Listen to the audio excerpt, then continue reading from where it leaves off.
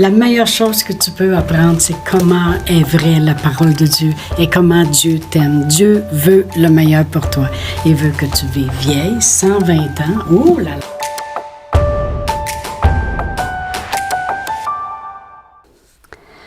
Bonjour! Et oui, bienvenue à Inspiration. Nous sommes déjà rendus à notre 5e capsule sur les bienfaits de la grâce et notre dernière journée sur ce sujet. Alors, mais non la moindre, comme j'ai dit, nous avons vu à propos des bienfaits de la grâce de Dieu que premièrement, le trône de Dieu, c'est un trône de grâce. C'est là que coule. C'est la substance qui coule du trône de Dieu. Nous avons vu aussi combien c'est important d'être des bons dispensateurs des diverses grâces de Dieu afin que les autres puissent en profiter. Nous avons vu aussi que la grâce, c'est elle qui nous a sauvés. Merci Seigneur.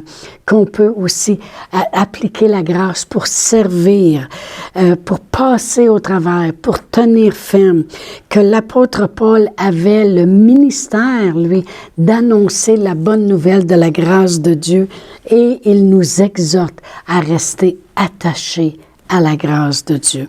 Aujourd'hui, nous allons voir la différence entre la loi et la grâce. C'est quoi vraiment la différence? Parce que souvent, je regarde des gens puis ils ont l'air à fonctionner beaucoup plus sur la loi que sur la grâce. Amen. Alors, je vais lire dans Romains 5, le verset 12 et 13. Romains 5, verset 12 et 13, ça dit « C'est pourquoi, comme par un seul homme, le péché est entré dans le monde, et par le péché, la mort, et qu'ainsi la mort s'est étendue sur tous les hommes, parce que tous ont péché, car jusqu'à la loi, le péché était dans le monde. Or, le péché n'est pas imputé quand il n'y a point de loi. » Alors, on voit très bien ici que le péché était là, mais la loi est venue pour que l'on reconnaisse. Pourquoi que la loi est venue? Pour qu'on reconnaisse que le péché existait. Alors, avant ça, le péché était là, mais il n'était pas comme reconnu. Mais la loi a fait reconnaître cela. Voyez-vous, s'il y a un panneau qui dit 60 000 à l'heure, et puis c'est là pourquoi? Pour me faire reconnaître que si j'avais 70 ou 80 ou 100, ben j'ai pas écouté. La loi est là pour me faire reconnaître le péché que je viens de faire. Autrement dit, l'erreur que je viens de faire, c'est d'aller trop vite. Amen. Alors, la loi, c'est ça. Lorsqu'on dit aux enfants, vous allez rentrer à 9 heures ce soir, je vous veux dans la maison. Ça, c'est la loi qu'on vient d'appliquer. Et s'ils arrivent à 11 heures, bien, il y a une punition qui va avec la loi. Pourquoi? Parce que vous avez dépassé les limites. Alors, le péché, la loi, elle a été instituée pour qu'on reconnaisse où est la limite. Ça, c'est un péché et tu passes pas. OK. Alors, vraiment, c'est ça qu'on peut lire ici. Jusqu'à la loi, le péché était dans le monde. Or, le péché n'est pas imputé quand il n'y a point de loi. Alors, Jésus voulait qu'on s'aperçoive, Dieu voulait qu'on voit, qu'on s'aperçoive que le péché existait. Et la loi nous a conduit à réaliser que c'était impossible de ne pas pécher. La loi était tellement faite que si tu péchais contre un, tu avais péché contre tous, et puis qu'il n'y a pas personne qui pouvait être parfait. Alors, ça nous a fait réaliser qu'on avait besoin d'un sauveur qui était parfait pour prendre notre place, pour accomplir la loi. Pas la détruire, l'accomplir. Alors, dans Galates 3, je vais lire du verset, dans Galates 3, verset 23 à 25. Galates 3, versets 23 à 25. La parole de Dieu nous dit « Avant que la loi vienne, nous étions enfermés sous la garde de la loi. » C'est pas dur à comprendre. « En vue de la foi qui devait être révélée. » Alors, avant que la foi vienne, là, on vivait sous la loi. Puis ça avait un but, c'était en vue de la foi qui devait être révélée. Ainsi, la loi a été comme un précepteur, quelque chose qui nous a amenés pour nous conduire à Christ, afin que nous soyons justifiés par la foi. Alors la foi étant venue, nous ne sommes plus sous ce précepteur, on n'est plus sous la loi, car maintenant nous sommes fils de Dieu par la foi en Jésus-Christ. Vous tous qui avez été baptisés en Christ et tout ça. Alors on voit que la loi, elle avait un but. C'est un précepteur qui devait nous emmener à Christ, à réaliser que par nous-mêmes, on ne serait jamais capable d'être assez parfait pour accomplir toute la loi. Alors Jésus, il est venu, lui, puis il l'a accompli. Et par la foi en Jésus, je ne suis plus maintenant sous ce précepteur de la loi. C'est merveilleux. Amen. Alors, la loi nous a démontré que personne ne pouvait réussir. La loi nous a conduit à Jésus qui était l'agneau parfait. Et par la foi, nous recevons ce que Jésus nous a positionné. Amen. Parce qu'il l'a accompli, non seulement la loi, mais les prophètes. Je vais aller dans Matthieu 5. Matthieu 5. Et je vais lire Matthieu 5, le verset 17.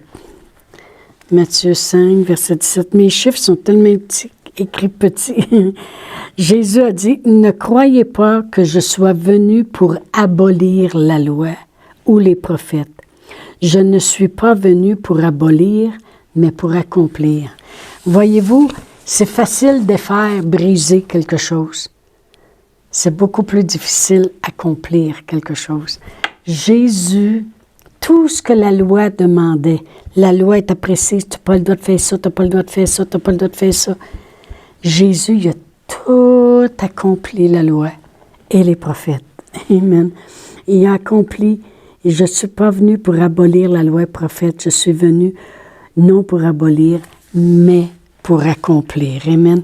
Et Jésus a payé le prix de tous les péchés.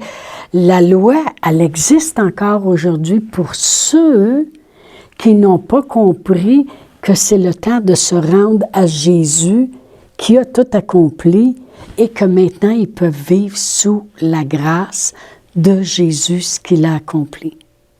Alors, il y a beaucoup de gens qui vivent encore sous la condamnation de la loi.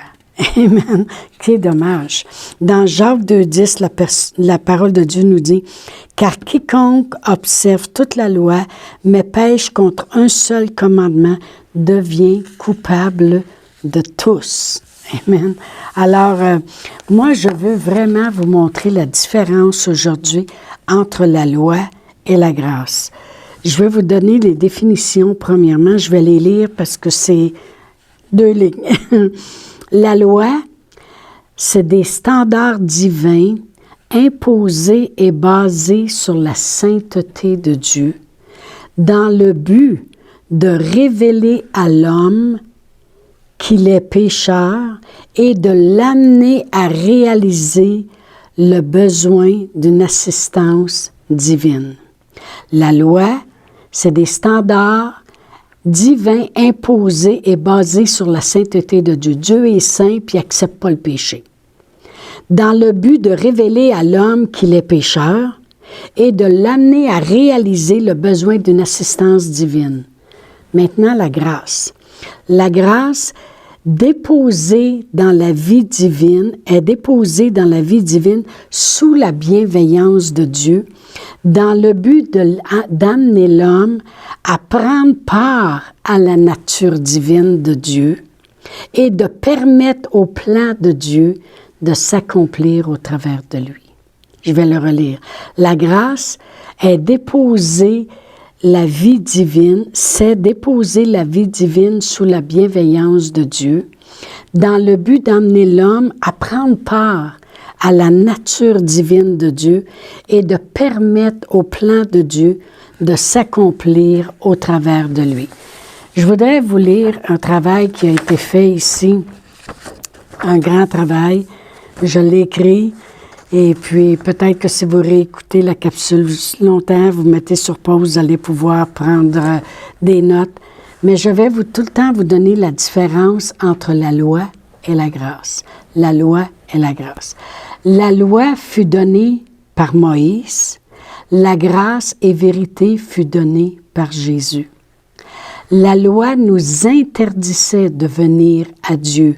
La grâce nous offre de venir tels que nous sommes. La loi condamne le pécheur. La grâce rachète le pécheur. Mourir avec la loi, vivre par la grâce. La loi ferme chaque bouche.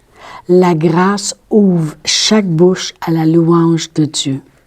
La loi dit « fais cela ou meurs ». La grâce dit « c'est fait maintenant, vis ». La loi dit « essaie de faire de ton mieux ».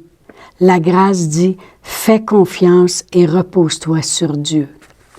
La loi condamne le meilleur homme. La grâce justifie le pire homme. La loi dit « paie ce que tu dois ». La grâce dit « tout est payé au complet, reçois par la foi ». La grâce procure la base pour l'accusation due au péché. La grâce produit, la loi produit, je vais le relire, la loi procure la base pour l'accusation due au péché. La grâce procure la base pour le dépôt de sa justice. La loi dit, le salaire du péché, c'est la mort. La grâce dit, le don gratuit de Dieu, c'est la vie éternelle. La loi dit, l'âme qui pêche mourra. La grâce dit, crois seulement et tu vivras. La loi révèle le péché de l'homme. La grâce révèle l'amour de Dieu. La loi nous donne la connaissance du péché. La grâce nous donne la connaissance de la rédemption. La loi demande l'obéissance.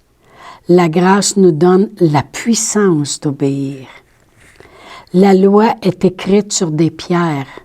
La grâce est écrite dans notre cœur. La loi nous amène sous des liens. La grâce nous rend libres de tout lien. La loi engendre la peur. La grâce engendre les bénédictions, la paix. La loi a été accomplie au calvaire. La grâce demeure à toujours. La loi, comme j'ai dit tantôt, c'est des standards. Mais merci pour les standards de la grâce de Dieu. Vraiment, je remercie Dieu pour la grâce qui nous a été donnée d'être sauvés. La puissance de relâcher. Vraiment, la grâce pour être sauvé, c'est la puissance de Dieu relâchée sur un individu pour le justifier. Une puissance de vie. La grâce pour tenir ferme, passer au travers, c'est la puissance de Dieu relâchée sur un individu pour l'amener à tenir ferme et régner dans la vie. Puissance est la force. La grâce pour servir Dieu, c'est la puissance de Dieu relâchée sur un individu pour déposer en lui l'habilité de Dieu pour faire ce qu'il ne pourrait faire de lui-même. Puissance pour l'habilité. Sa grâce est suffisante, assez pour nous sauver. Sa grâce est suffisante, assez pour quoi que ce soit. Merci Seigneur de nous avoir amenés à vivre sous la grâce de Dieu. Merci Seigneur. Alors je veux prier pour vous aujourd'hui dans cette 5e capsule. Je veux vous faire cette prière, cette confession dans Romains 10, versets 9 et 10, ça dit « Si tu confesses de ta bouche le Seigneur Jésus, puis si tu crois dans ton cœur que Dieu, il l'a ressuscité des morts, qu'il est vivant aujourd'hui, tu seras sauvé. » Alors, on croit ce que la parole de Dieu dit, on le fait, c'est simple, mais c'est la grâce qui est exprimée cette journée-là. Si Dieu dit, ma grâce, ça va être ça. Vous avez juste à le croire, le dire de votre bouche et dorénavant, vous vivrez sous cette grâce qui vient de vous sauver. Alors, si vous voulez répéter après moi, Père éternel, je crois dans mon cœur que Dieu m'a tant aimé, qu'il a envoyé son Fils Jésus, qui est mort pour moi, pour que je ne sois plus sous la loi, mais que je vive par la grâce de Dieu. Merci Seigneur Jésus d'avoir accompli la loi et les prophètes. Merci Seigneur Jésus de m'avoir sauvé. Amen. Alors si vous avez fait cette prière, eh bien, vous venez d'entrer sous la grâce de Dieu. Amen. Et la grâce de Dieu, c'est la puissance qui vient de vous sauver et qui va vous accompagner tous les jours de votre vie. Alors, je vous dis à la semaine prochaine pour 5 autres capsules qui seront merveilleuses, je le sais. Chantal Paulus est avec vous tous les jours du lundi au vendredi sur Facebook et YouTube. Vous pouvez écrire à Chantal en privé sur Messenger. Si vous avez manqué une capsule, retrouvez-la sur la section vidéo de Facebook ou sur YouTube si vous désirez faire un don par Interac. Voici l'adresse courriel capsule.inspiration@gmail.com. Le mot de passe est inspiration au pluriel. Vous pouvez aussi faire un don par www.eslr.org/dons.